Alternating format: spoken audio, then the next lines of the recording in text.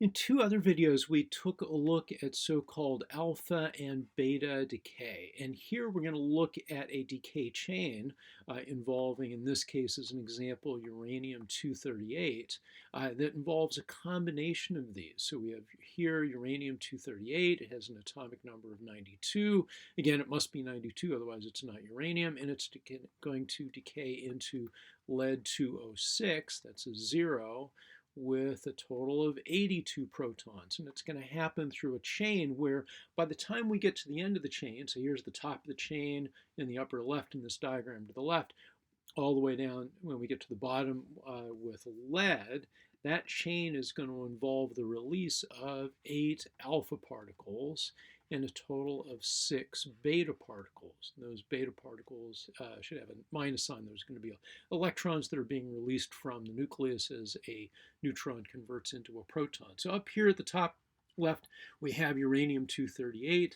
It's showing here it has a half-life of about 4.5 billion years, maybe closer to 4.468 billion years or so.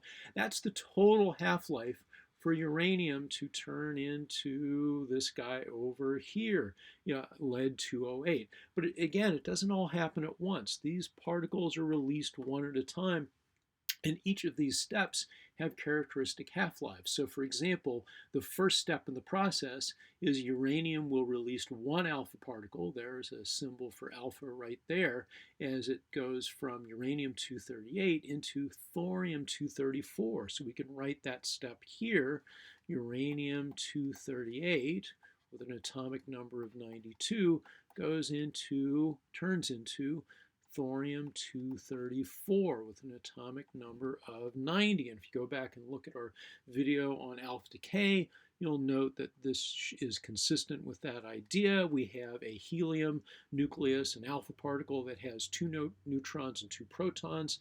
So the atomic mass decreases by 4, and with the release of 2 protons, the atomic number decreases by 2. So that's the first decay step. Thorium-234 has a half-life of 24 days.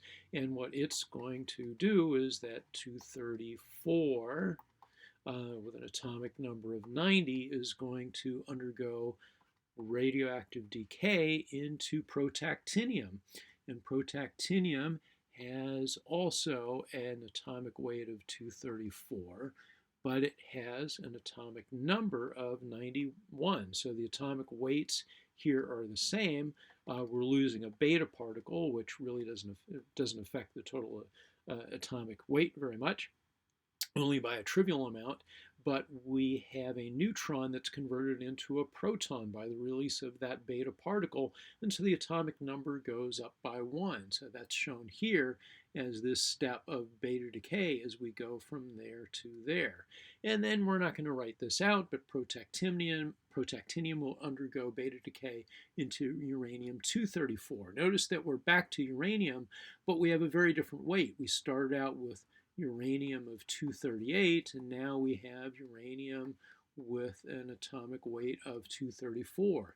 That'll undergo alpha decay into thorium-230. Another alpha decay will turn that thorium into radium. Another alpha decay will turn into radon, which is a very important noble gas in terms of environmental concerns about sources of radioactive contaminated air that can lead to issues of lung cancer.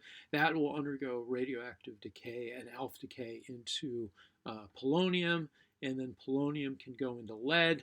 Lead will go into bismuth. Notice that this is lead of an atomic weight of 214, not our ultimate goal of 206. And this is where it gets a little bit interesting. Bismuth will turn back into another form of polonium, and that polonium will undergo alpha decay.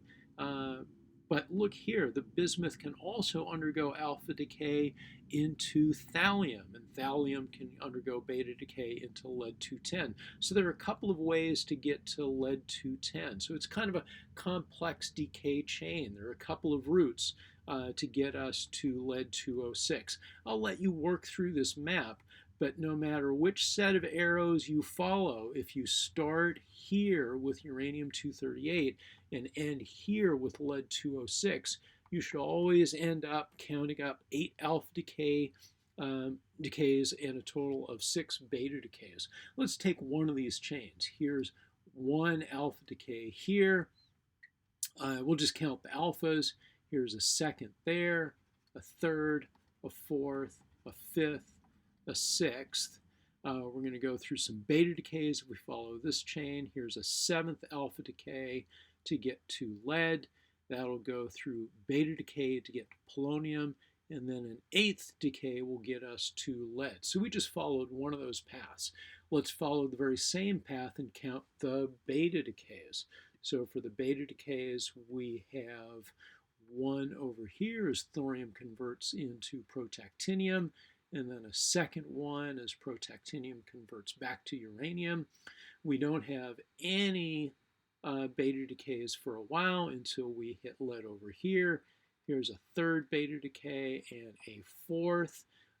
No beta decay here, but then a fifth and then a sixth. And then an alpha decay will get us back to lead. So tracing that same path, we got 6 beta particle decays and 8 alpha decays. If you followed a different path, and there are a couple of different ways to get to lead 206 from uranium 238, in any of those cases, in all of those cases, you should end up with 8 alphas and 6 beta particle decays.